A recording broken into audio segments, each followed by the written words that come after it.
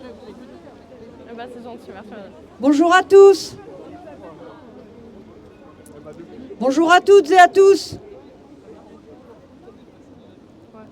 Merci pour votre présence en notre 110e semaine de mobilisation du collectif Solidarité Palestine 37. 110 semaines qui prouvent que notre engagement n'est pas un élan passager, mais une conviction profonde, un devoir moral, une solidarité humaine. 110 semaines, parce que ce qui se joue à Gaza, comme en Cisjordanie, n'est pas une crise. C'est une réalité insoutenable qui exige notre mobilisation totale. Nous sommes ici pour rappeler que la dignité et les droits du peuple palestinien ne se négocient pas. Le peuple palestinien, toujours debout, a besoin de notre soutien. Les agences médiatiques de l'Occident s'efforcent de tout assourdir. Macron, qui ment encore et toujours, relance le commerce des armes avec Israël et fait son numéro en recevant Mahmoud Abbas, un personnage essoufflé politiquement et rejeté par la majorité des Palestiniens de 7 à 77 ans de Gaza en Cisjordanie.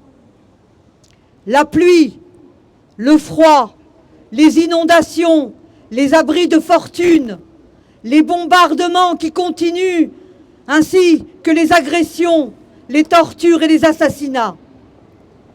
Quelques photos de Gaza prises le 11 novembre, transmises par l'UJFP, illustrent bien la situation.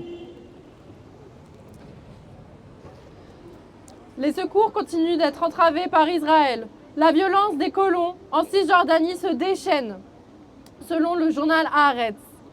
Les actes de répression visant à faire taire les soutiens de la cause palestinienne dans toute l'Europe s'intensifient. Les procédures bâillons, à l'initiative de ministres français, visent à interdire colloques et réunions, allant jusqu'à déposer plainte contre des humoristes et poursuivre un jeune militant pour avoir arboré un maillot protestant contre la présence de l'équipe d'Israël sur le Tour de France. Amin Messal. Il vient d'écoper d'une amende de 300 € avec sursis. La dernière résolution de l'ONU qui, après les accords d'Abraham, écarte une nouvelle fois des négociations le peuple palestinien. Cet accord partitionne Gaza en 3 zones et voit s'accentuer l'annexion violente de la Cisjordanie.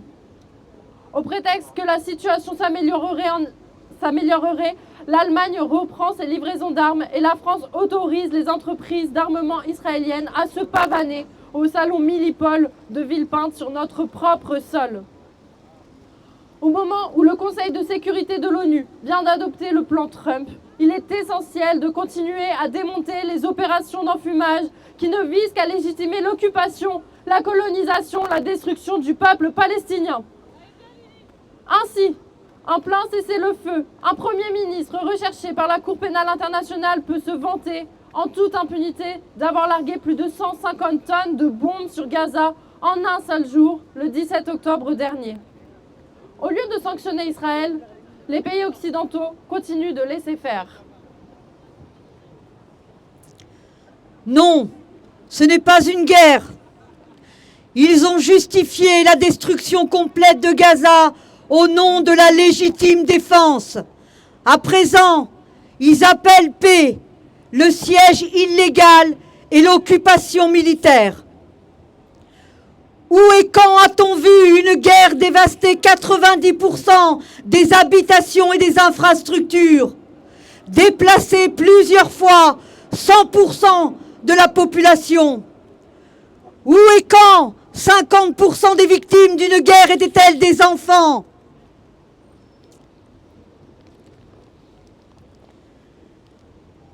Les États-Unis et Israël cherchent, par un cessez-le-feu fictif et une diplomatie manipulée, en cooptant des États arabes et en les intégrant dans l'agenda sioniste, à obtenir ce contre quoi les Palestiniens et Palestiniennes luttent depuis 77 ans, leur reddition. En clair, la communauté internationale et Israël disent aux Palestiniens et Palestiniennes: déposez les armes et prouvez que vous êtes de gentilles victimes. Ensuite, nous verrons si vous pouvez prétendre à des droits basiques.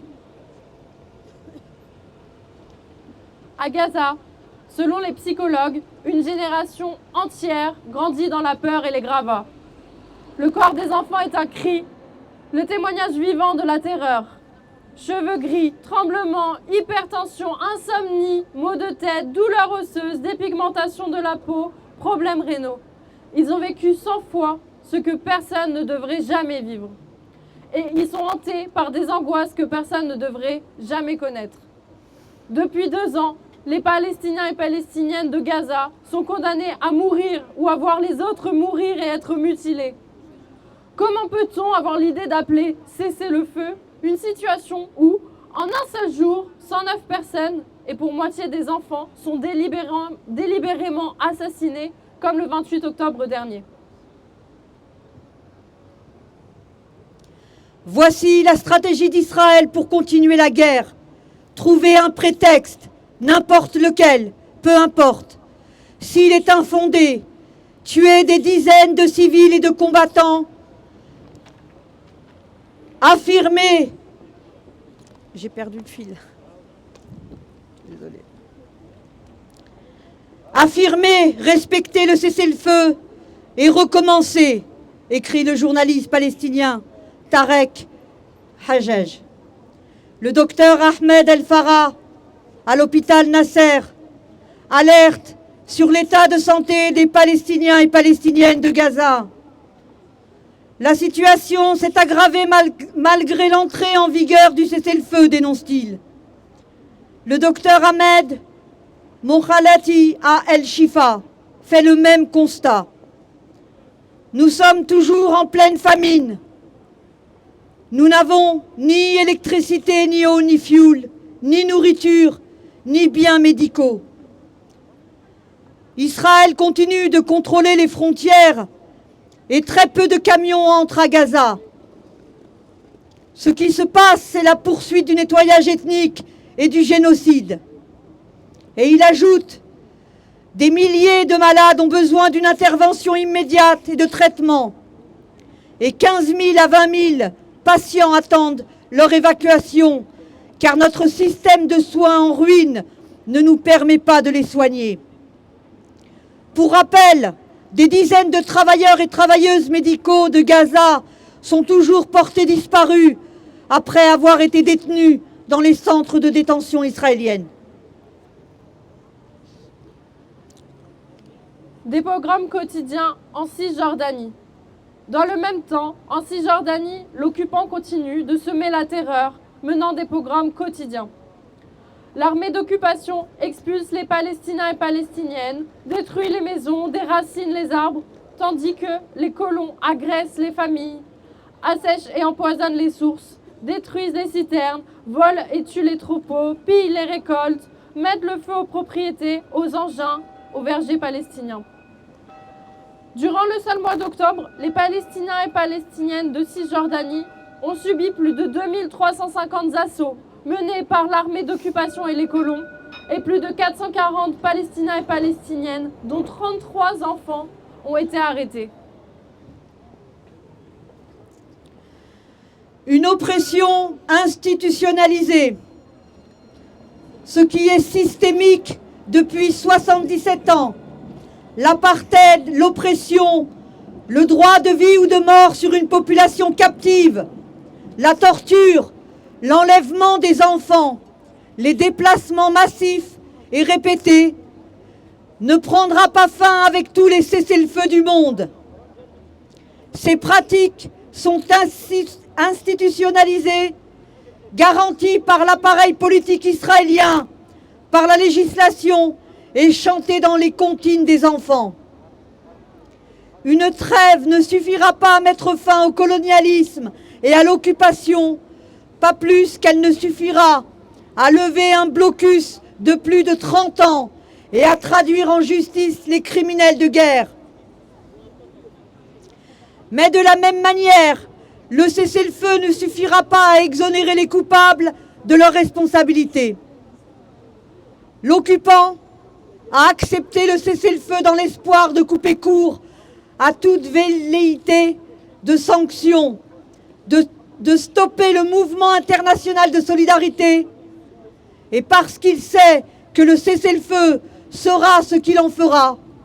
En effet, si l'Occident n'a pas jugé utile d'intervenir en plein génocide, Israël le sait et a le champ libre pour agir à sa guise, comme il le fait en Syrie et au Liban.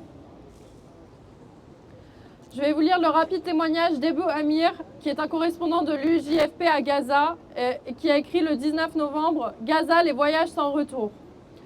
Des avions arrivés en Afrique du Sud dernièrement, ou comment la Nakba est remodelée avec des avions inconnus et des organisations fictives. Ce qui s'est produit révèle un modèle susceptible de se répéter si aucune réaction ferme n'est adoptée.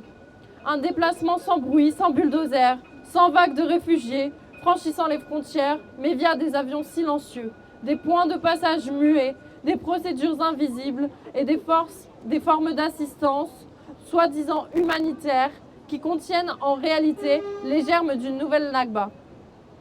Lorsque ce modèle deviendra une routine, nous pourrons nous retrouver face à une réalité où la présence palestinienne s'effrite progressivement, sans bataille, sans déclaration, sans même possibilité de recours juridique. Et là, le danger dépasse les frontières de Gaza pour toucher au cœur même de la cause palestinienne.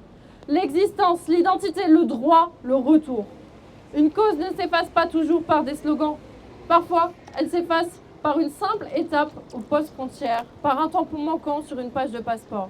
Sans vigilance arabe internationale, le déplacement silencieux pourrait devenir une politique établie, remodelant la géographie, modifiant la démographie et écrivant un nouveau chapitre de la souffrance palestinienne, cette fois sans qu'un seul coup de feu ne soit tiré.